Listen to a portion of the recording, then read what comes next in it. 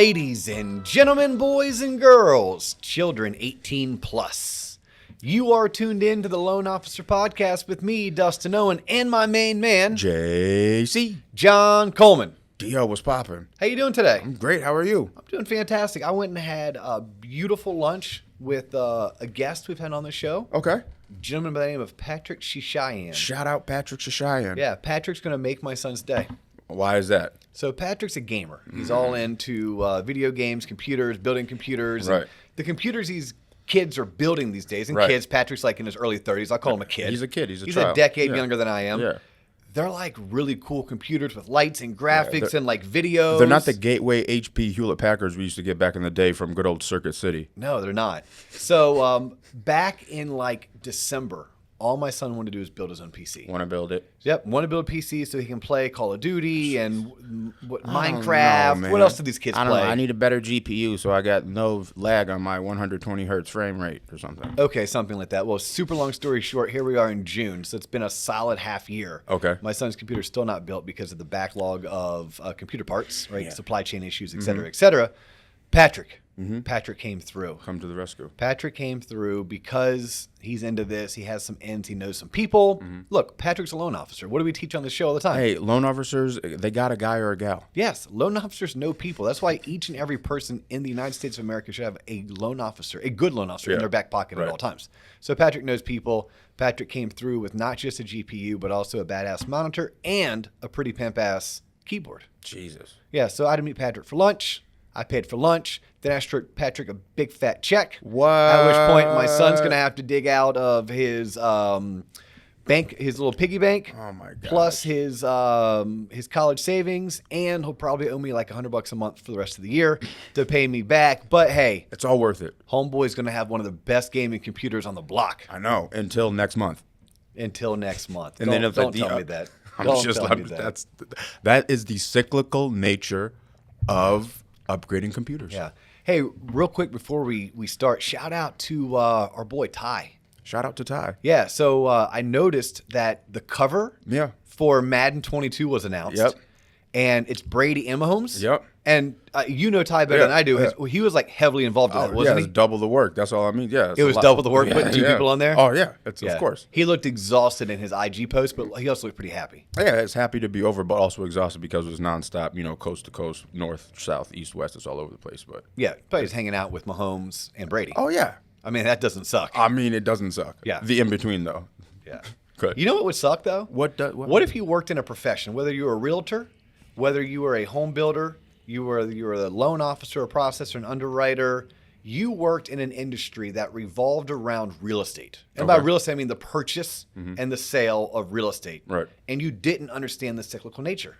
That would suck. Yeah, it makes it hard to run a business. Right. Right? Like if you ever want to go from being a technician, which is like a person who does but doesn't really know why, but they may do it well, and you wanted to be a forward-thinking, innovative, entrepreneur type person, you should understand the cyclical nature of your industry. You should. You should. Yeah. We've never done a show on that. We have not. Yeah, But you- but guess what? Guess what? I We're think gonna we're do it going right to now. do one right now. Yeah, and shout out to you, by the way. Shout out to you. I was at lunch with Patrick, and you were texting me ideas for the show, and I was like, dang, I like that one. Where'd you get that one from? I believe it was from a little bit of yesterday's mortgage school. Ah, yes. So for those that don't know, every Wednesday I teach a class that I call Mortgage School with Dio. I teach it live. We typically have somewhere between 7 and 10 professionals who are newer at their careers. Most of them have been in the business for a year or less. There's a couple of them that have been in for 2 years. And we occasionally get a pop by one of our top producers Right. who loves to, pop his or her head in and Right. check out what we're doing. And I believe it was yesterday that I probably on the whiteboard got out my favorite erasable marker, Yeah. and I started like writing out what I call it the mortgage industry, really it's the home buying industry, looks like from a cyclical nature. Right. And you thought, wait a minute, Dio, that would make a great episode. Ding. Ding. And then here we are. All right. Well, thank you to the folks at Mortgage School. You know what would be really cool? What's that? If we had a website, okay? And if we had a website and the website was maybe called tloponline.com, Right. wouldn't it be really awesome if we could do a mortgage school Uh-oh. I see. Okay. on T-Lop online. We could host it there. Oh, snap. Maybe for like members. Like we have like a membership. You could be a member of the website. Oh, I see. And we could take the same content that I'm teaching every week And make it available. chop it up, make it a 25 or 30-minute class that members could view. I pick up what you're putting down. All right, you got that? Yep. All right, you and Dennis Miller, get on We're that. on that, yeah. All right. But in the meantime, let's talk about what the cyclical nature of the home buying industry looks like. Home buying, real estate, like in most markets. Now, granted, there are going to be some markets, some pockets of the United States of America where this does not resonate. Okay? And the reason why they wouldn't resonate is because they're typically markets that are seasonal due to weather and are typically occupied by retirees. One market that comes to mind is Fort Myers, Florida. Okay, in Fort Myers, Florida, their busy season actually picks up right after Thanksgiving and it goes all the way until Easter.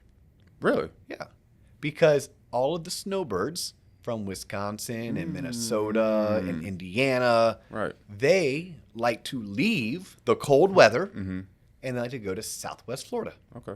So that's Naples, Marco Island, Fort Myers, that area. So their real estate transactions tend to peak more in those winter months because people come down, maybe they come down as renters, they come down on vacation, they start scratching their head and they say, why in the hell would I ever want to spend another month in the cold, dark, wet Midwest? Don't you know? When I could own a place in beautiful Southwest Florida. Right. Okay. But for the rest of the country, besides those pockets, what I'm going to talk about is understanding the cycle. Because there are times as a sales professional, you need to be on your A game and out selling. There are times that it's going to sound, excuse me, there's times it's going to sound fantastic to go out and make sales calls, but you're going to find in reality it makes it very difficult. You're going to struggle during certain months of the year making your sales calls. Then there's going to be certain months of the year where people just don't want to talk to you. Like, sorry about your luck.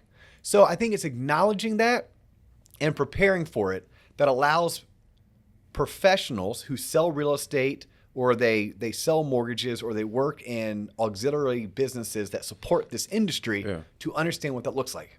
So we taught it a couple days ago in mortgage school, and we're going to go over it today. Okay. All right, so here's what we're going to start with.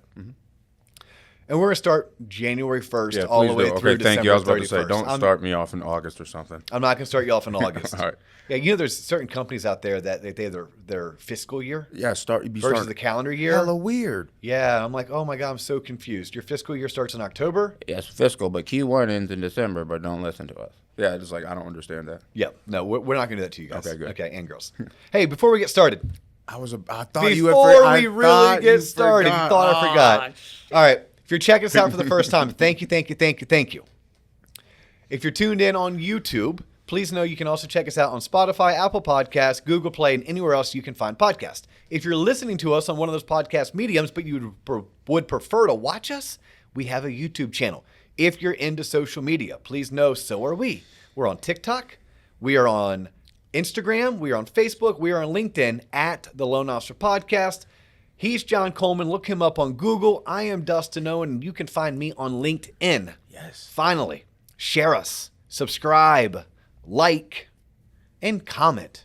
We love it when you do all four. Yep. Your comments very well are what create next week's episodes. For sure. So, all right, now we can get started. Good job. All right, the cyclical nature of the real estate and mortgage industries. Nice. That's the title. I know. Thank you. That's the title. Thank you for that. Cyclical nature of the real estate and mortgage industries. We start January 1st through MLK Day. Do you know MLK Day? Do I know? Well, not him personally because he was dead by the time you were born. Yeah. But do you know roughly when MLK is? No. I'm going to tell you right now. January 15th. Yes. You can never forget that because that's his actual birthday and it's my daughter's actual birthday. Okay, so January 15th. MLK is always the Monday around January 15th. But I'm going to promise you this, guys, girls, ladies, and gentlemen, everyone tuned in. From January 1st until MLK Day, it's dead. It is dead. People are still on winter break mode. Kids are not yet back in school or sometime in that time frame between January 4th and 11th, they're going back to school. From January 1st to January 15th, for the most part, it is pretty quiet. It is pretty dead. This is a great time for you to go through, Do your business plan if you haven't done it yet. This is a great time for you to go double check that headshot, because that glamour shot picture that you're using from 1997 needs to be updated. Yes. Okay. It's a great time for you to check your bio. You might need to update your bio on things like Zillow or your website or your Facebook business page. That's the best time for you to do those things, because for the most part, it's going to be dead. It's going to be quiet. Now, once you get back from that MLK holiday weekend, it's game time. It is game time. You have from that day all the way through spring break to Easter that the most amount of people are going to be receptive to talk to you about whatever it is that you're looking to sell. Okay, if you're a loan officer, this is the time that you really need to be crushing the 12-week challenge. If you don't know what the 12-week challenge is, I encourage you, go way, way, way, way back to one of the original early episodes that John and I ever did. We probably didn't even have the orange. Blue. Yeah, we were probably doing blue, probably different camera angles, and I promise you the audio quality was nowhere close to where it is today. Yeah. But it's the content that you want, not necessarily the production quality. Yeah. This is when you want to crank out the 12-week challenge, because these are 12 weeks that people are going to be receptive to want to get belly to belly, face to face, and talk to you. If you are a realtor, this is when you want to start doing all of your client appreciation events, especially for the clients that helped, or used your services the year prior. This is when you do the bulk of your marketing. This is also when people are the most interested in inquiring about purchasing a home or selling a home. They want to be prepared for the summer months. They may have made a New Year's resolution. They may be anticipating a big fat tax refund coming in mid-February or early March. This is go time. And as a loan officer, the leads that you start getting in early January tend to be some of your tougher leads, tend to be the leads that don't qualify as well, but nonetheless, they are leads. They are people that eventually are going to buy, whether they buy in 9 months, 12 months, or 18 months. And if you listen to a previous episode that we did like a week ago, we actually talk about how we can convert leads into loans. These are the people that you want to make sure you have all of those conversion practices in place for. Okay, so we know it's dead until MLK, and then now we are in the end of January. Things start to pick up. This is when you're making your sales calls. You start getting leads. Yep. Those leads aren't necessarily the best quality leads. Your quality of lead will actually pick up as you get closer to Easter. Okay. It's just the way the world works. Okay? By the time you get to Easter, you are drinking from a fire hose. Get used to it. Accept it. Get excited about it. Because from Easter through about July 4th, you are not only having to field pre-approval requests, or if you're a realtor, you're having to do buyer consultations and show properties, but you're also closing, right? Those people who started calling you the third week of January because they had a New Year's resolution that they were going to become a homeowner this year, they start closing by around spring break in January. Now, when you look at your fundings or your closings in January and February, they suck. Like, they just do. Like, your commission check in February and March is pretty pitiful. Okay, that's our world. Get used to it. Prepare for it. You're going to have a good commission check in January because I'll tell you in a little bit, and I'll tell you now, December, it tends to be a good month. Okay. And we in sales tend to get paid the next month. So anything we closed in December gets paid in January. Anything we closed in January, we get paid in February. So what you closed in January was pretty pitiful. So you didn't have a good commission check in February. What you closed in February is pretty pitiful. So you don't have a good commission check in March. Makes sense. Your good checks don't start until April. You make all of your money, and when I say all, I mean like 65, 70%, in the months of April, May, June, July, August, and September. So 6 months. When you're in this industry as a 100% commission professional salesperson, again, this could be a realtor, this could be title rep, this could be a homeowner's insurance agent who just specializes in homeowner's insurance, could be a loan officer. You're going to make the bulk of your money in those months. This is the seasonality that we're talking about. This is what you need to prepare for. Now, the reason why you have to sell like crazy the third week of January all the way through about the end of March, which is what I called, right around Easter, is because that time frame, people are going to be the most receptive to meet with you. By the time you get to April, you now have all of February and all of March. You have 2 months of crazy amounts of leads coming in. Those leads are now converting into closings. So by the time April comes around, your realtors or builders that you're trying to get belly to belly and face to face with, they may have less time because they're at their peak closing month. You follow me? Yeah, I got you. So Okay. I mean, that would also go into like, a lot of the tactics that kind of loan officers use to like build the book of business. It's good to be aware of like, maybe I shouldn't try to hold all these happy hours when everybody's busy during the summer months. Maybe. Yeah, you can try, just know you have to try harder. Right. And we would coach loan officers that you have to be consistently prospecting for leads all time of year. Right. You just do.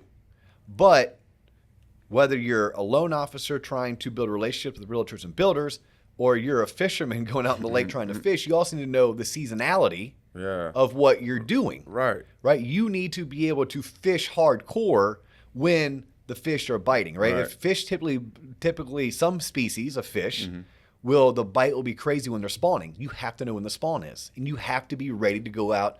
Other fish when they're spawning might not eat at all. Right. At which point you know when the spawn is, because you need to understand what it is that you're going after that day. Right. I'm not saying you don't fish 12 days or 12 months a year, 365, because you do, right? You have to feed your family. Right. You have to prospect, Right. but you also have to understand there's certain times where you have to be hyper-focused. Other times you have to understand it's going to be difficult to do it, and understand it's difficult, acknowledge it's difficult, and try to persevere. That's what we're trying to get at here. Well said. So the prospecting time frame in the first half of the year is that third week of January all the way through that first week of April. That is when you can't get lackadaisical. You can't slip up. You can't have a bad day, a bad week, or a bad month. And the reason why is that this is the time people are most receptive to meet with you. And it's also the same time that you're going to be very busy fielding pre-approval requests, pre-qualification requests. Or if you're a realtor, that's when you're going to be doing your home buyer consultations, or you're going to be doing a listing consultation. That person might not be ready to buy until April or May. They might not be ready to list until June or July, but they're going to be very interested in talking to you. They're going to be inquiring during that time frame. You need to be ready for it. But once you get to April, May, June, July, August, those are the huge months for closings. April, in my opinion, is one of the busiest months in the mortgage industry. And the reason why is because you're getting hit from both sides. You still have a very high influx of leads. Like when we go back to February, you have a very high influx of leads.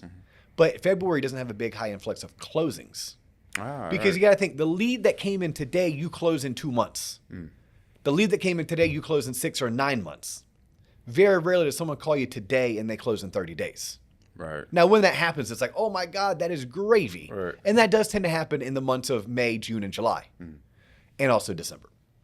But the leads that come in February, for the most part, some will be tire kickers, right? Some New Year's Eve, had a few drinks, made a resolution, forgot their credit score was 480. Right.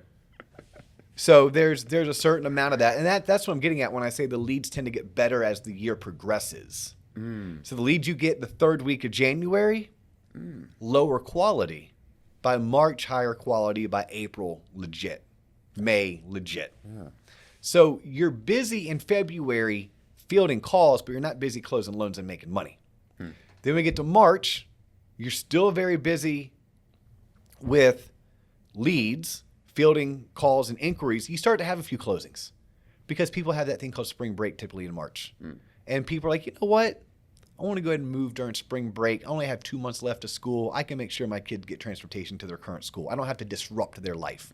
Spring break is like a mental thing that once you get through spring break, you can start making some changes to your children's lifestyle without it impacting their life. Okay.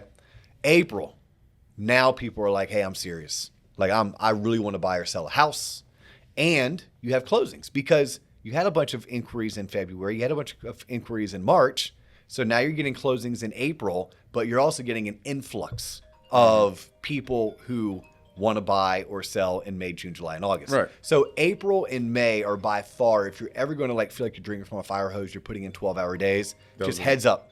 Heads up. Mark it on your calendar. Let your mom, your dad, your spouse, your boys, your girls, let everyone know, hey, April and May. Question for you, though. If you find yourselves in those months and you're not uber busy, should that be like a red flag? Like, Yes. Yeah, if you're in April and May and you're not where you need to be closings wise, you need to ask yourself, what did I do in fourth quarter?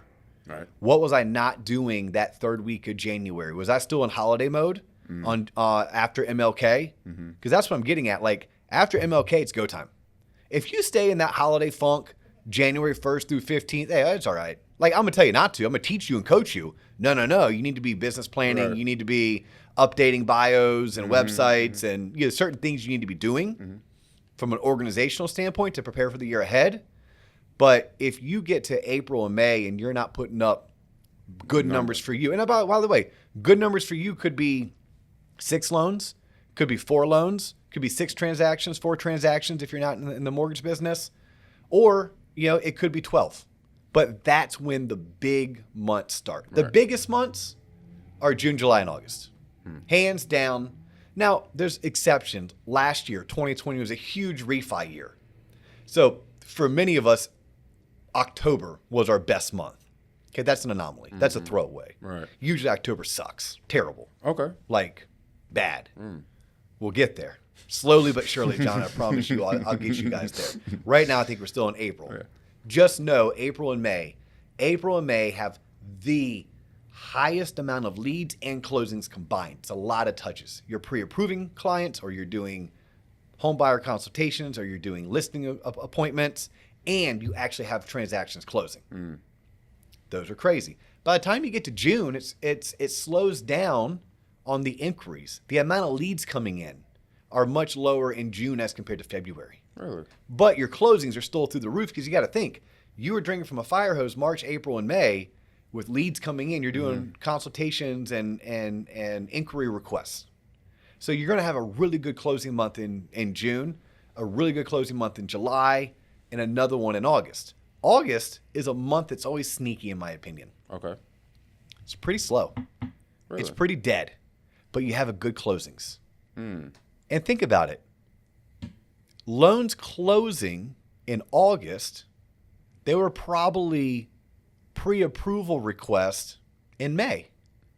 The application was probably taken in June or July. So in August, you have a very solid number of closings, which means your last good paycheck is coming September, but you don't feel very busy because you weren't taking that many applications. The applications closing in August you took in July. And you didn't have that many pre-approval requests or new inquiries because those inquiries came in May, June, and July. Right. So August is sneaky because you have good closings with a good paycheck coming, but you didn't really work that hard and you didn't really feel that busy. Right. February is sneaky because you worked your butt off, lots of tire kickers, but you worked your butt off and you turned around in February and you had a shitty paycheck. Right. So February's work and March's pay, or lack thereof, you get it in in August, where you really don't work that hard and get a really good paycheck in September. Yeah, that makes. I see what you're saying. You're going to have 3 bad months every year. And again, my carve outs are markets like Fort Myers, where this isn't going to, but for the bulk of us, coast to coast, Spokane to Key West, everywhere in between.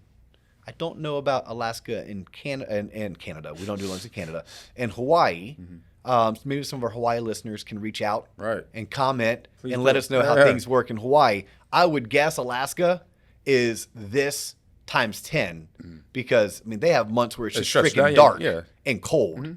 But what I'm teaching is for the 90%, right? There's going to be a 10% one-off. But no, you make your money from April through August in terms of production. Your 3 worst months are going to be October, November, and January. I'm going to promise you that. October, November, and January. You are going to have one of those months where it makes you second guess what you do for a living. Really? It's just like, what? Like, I've seen the Kevin Murphys of the world close 1 loan in January. Stop. Dude averages like 12 to 15 closings a month. I know. And I've seen him have a January where he had 1. What? Yeah. That makes you second guess yourself big time.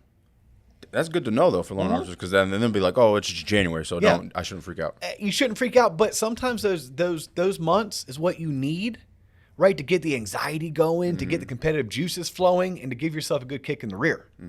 But just know that on average, one of those 3 months, October, November, and January, are going to really suck. The other 2 are going to be bad. It's just not going to be like that bad. Yeah. You know, like a Kevin Murphy, and I use Kevin because he was on the show a couple weeks ago, and he's a top producer, top 1%er in the mortgage industry nationwide. And, you know, someone like Kevin who does 12 to 15 loans on average, yeah, he had a January where he did 1. I witnessed this. And then he may only have 6 in a November and 7 in an October. Now, in a July, he had 21. Yeah. Yeah, that's how he averages Yeah. 15 closings a month. You know, his July was like through the roof, and his August may have been 17.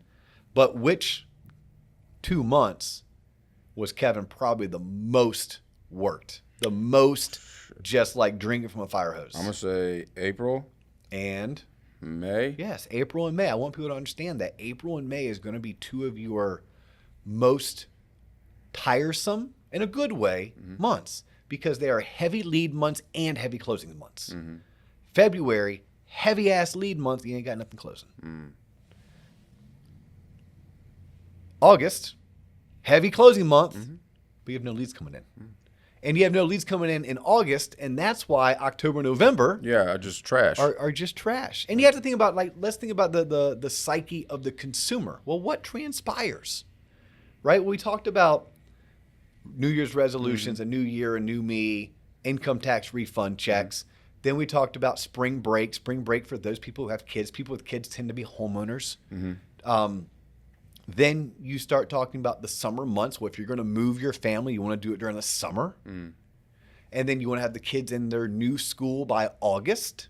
And then once August hits, it's kind of time to get back to life, right? As a consumer, June and July, I was summer vacationing. I was at the beach. I was at the lake house. I was at Yosemite or Yellowstone. I wasn't really focused on buying a house unless I had to. Or if I was, I'm like, hey, I got to buy this house, but I have to buy it during this time period because I have this family reunion to get to in Charleston, you know? Yeah. So once we get into August, people are like, all right, it's time for me to kind of buck up, get back to work. And it's time for kids are back in school. Yeah. I'm not focused on doing a whole lot besides getting my kids back to school, getting the school year Right, off, yeah. and kind of getting refocused at work because maybe I took my vacations. Right. If you're a loan officer, if you're a realtor, if you're in the title industry, the insurance industry, now is the time to start selling again. I'm going to promise you, it was hard to sell in June, July, and August. People were super busy or they were on vacation, period, end of story. So if I'm a loan officer and I'm trying to make and build relationships with realtors and builders, they might not have had time for me or made time for me in June, July, and August. It doesn't mean I didn't try. It doesn't mean that I didn't still do my lunch and learns and my happy hours and make my phone calls to check in on people. But I probably wasn't getting as many people face to face and belly to belly during those months because of what was transpiring. They were summer vacationing. Their kids were out of school. Their kids being out of school also might mean they have childcare issues. Right? A lot of people utilize the public school system for childcare. Well, you don't have that going on in June, July, and August, and they were really busy. So if I'm busy vacationing, taking care of my kids, and closing a bunch of transactions, I'm probably not going to make time to go meet with John to talk about how we can partner together and grow our businesses. Right. So you have to understand that even if you're a realtor, or let's say you're a real estate investor, and you're trying to get in front of sellers. You know, there's certain time frames that's just not their mindset. That makes sense. Now, once you get into August, and there's times like around July 4th, it'll get quiet for 2 or 3 days. There's times around Memorial Day, it'll get quiet for 2 or 3 days. Like that just happens around the holidays. People are going to be gone, out enjoying the beach and the lakes and the rivers and et cetera. But once you get kids back into school, in Florida, it could be as early as August 3rd. Up north, it could be September 3rd, right? Yeah. But once that transpires, loan officers especially, if you're calling on builders and realtors, you need to know this. You have a prime window. The fish are spawning and they're feeding, and they want you to catch them during this window. And that window is from the moment the kids go back to school all the way through Thanksgiving. Really? Yes. Life's back to normal, John. Kids are back in school. I'm focused on work. I don't have to worry about daycare, childcare, or vacations. My focus is on the norm. When that happens, I can get people to be receptive, to listen to me and meet with me. I have a window again. I'm not saying you don't do it when you're outside the window. I'm just saying you have to recognize your windows and you have to prey on the windows.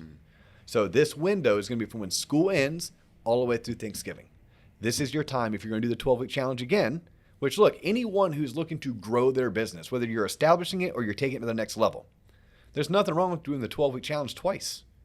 Do it once in the first window, right? That window was third week of January through Easter. The second window is the day after kids go back to school all the way through Thanksgiving. You could theoretically get out there and meet belly to belly and face to face with 120 referral partners or potential referral partners and get most of your selling and your networking done in that time frame. Yeah. Because what happens around Thanksgiving? Holiday mode. I don't want to hear it. Don't sell me nothing unless it's a discount at Best Buy. Everything. And in fact, retailers make it worse. It used to be once Thanksgiving hit, we started hearing Christmas music and seeing Christmas displays. Now, when does it happen? I mean, right after Halloween. Right after Halloween, yeah. Right after Halloween. So November 1st. So automatically puts the consumer in that mindset. We're like, oh, well, Halloween's gone now. I got to rate Everything, right? People quit going to the gym. That's so interesting. People quit following a healthy diet. People start getting more relaxed when it comes to work. Right. They start taking vacations. The last thing people want to think about is buying or selling a house. Damn. That's the last thing. All right. Now, there's going to be an exception. The one thing I like about this time period is when you do get a call, they want to buy. Oh, I want to buy. They got to buy. Oh, Something transpired. I know what I want. Yep. No, I'm ready. Something happened, whether they just got a job transfer, whether they just realized that from a tax preparation standpoint that it's going to benefit them to own a home and buy a home before the year ends. Sometimes home builders need to liquidate inventory. Off it, right. They need to get stuff off their books. Right. Sometimes people they do want to move, but mid-school year. So they use that Christmas break as a way to say, you know what, I didn't want to disrupt little Johnny during the school year, but I don't mind doing it during Christmas break when they have off 2 or 3 weeks. So December tends to always be a spike because if you looked at it on a map, if I drew it, right, you start off very low in January in terms of closings. And then it peaks up in June, July, and August. And then it drops back down in September, October, November. And there's a spike, just almost like a heart patient who flatlined, but it's like they took their last breath. Yeah. And you have that one spike in December, and it's because you have builders wanting to unload inventory. You have people who need to buy before the end of the year for tax purposes. You have people who want to buy and sell during the Christmas break because they're fine disrupting their kid in between semesters, but not during a semester. And in many states where real estate taxes are paid in November, loan officers love to refinance their clients in December because it makes the numbers appear more advantageous. When you're trying to roll in closing costs, you want to do it after the tax bill was paid. Now, not every state pays their tax bills in November. Many do, but some pay them quarterly, some pay them. So that's also a reason why December tends to be a bit of a spike. Right. That is the sales cycle for the real estate industry. That as it pertains to 90% of markets, obviously markets like Fort Myers Beach, Marco Island, Naples, they're going to have a one-off because their seasonality is based on snowbirds. Right. There's going to be other markets and pockets that are similar to that. I would like to know maybe one of our listeners from Denver can chime in. I'm curious how it works like in Vail, Aspen, Telluride, Breckenridge. Right. Do their sales spike during the winter months, or do they follow the same trajectory? Because I've heard Colorado is just as beautiful in the summertime as it is the wintertime. Right. I don't know. I'd love to hear from those people. We'd love to hear from you as well. Does that make sense? Everything that I laid out? Yes, it makes a lot of sense. Like tie downs and takeaways were kind of like this. Hey, look, when you go hunting, when you go fishing, this is what I want you to know. You hunt and fish, meaning you lead generate at the highest level without fail. Third week of January all the way through Easter. Then you close a boatload of business from Easter all the way through all the way through Labor Day. Once you get to Labor Day, this is when you're going to go back hunting again. This is your best time to get out there, network, prospect, grow your brand recognition in your marketplace. You're going to do that all the way until Thanksgiving, at which point brakes go on and everything begins to shut down. The only people who are going to call you are people who are dead serious and have to get something done immediately, which is cool. Yeah. It's one phone call, it's an app, it's a signing, it's a closing 30 days later. Yeah. And then in December, prepare, make time for, plan around having a spike or a surge before you start the year over, which January and February end up being 2 of your 3 worst months ever. Right? I know I said earlier it was going to be October, November, and January. You might as well throw February in there too. Those are your 4 worst months. Right. You're going to make the bulk of your money starting with transactions that fund and close in March all the way through transactions that fund and close in August. Right. That is the sales cycle, the cyclical nature. The cyclical nature. The cyclical nature of the real estate industry. Right. By knowing this, you should be able to properly plan and prepare for years to come. And it also is going to help you from a mental psyche standpoint. If you're able to recognize this and acknowledge it, then when things are super busy and you're drinking from a fire hose, you can remind yourself, August is right around the corner. When you are petrified and freaking out because you can't pay your bills in February, you can remind yourself, hey, these are the best months to get out there and best weeks to start prospecting and networking. And by the way, help is on the way. Right? Closings are right around the corner. Right. And then you can business plan to accommodate the cyclical nature of the real estate industry. That was awesome.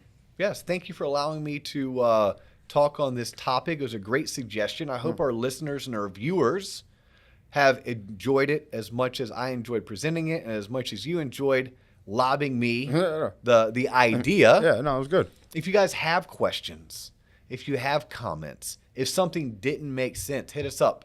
Like follow us on Instagram, follow us also on Facebook at the Loan Officer Podcast. Go ahead and put comments on the YouTube channel. Yeah. Like YouTube channel is the Loan Officer Podcast. It has its own YouTube channel in the comment section. I promise you, John monitors that like a hawk. We'll see it. And when John doesn't know the question, he emails it to me. He's like, Dio, how should I answer this? Yeah. And it's me who's answering it. Yeah. And if you really, really, really don't understand anything, hit me up on LinkedIn. I'm Dustin Owen on LinkedIn. I try to be as responsive as I can, except for when I'm on vacation, at which point there will be a 1-week lag from when I get back to you. Sounds good. And again, if you're tuning in for the first time, please like us, share us, give us a 5-star review, comment like crazy, and keep on checking back and tuning in. We are on YouTube, Spotify, Apple Podcast, Google Play, and anywhere else where you can listen and consume podcasts. He's John Coleman. I'm Dustin Owen. You're tuned in to Loan Officer Podcast. That's all the time we have for you today. We will catch you in the next episode. Peace.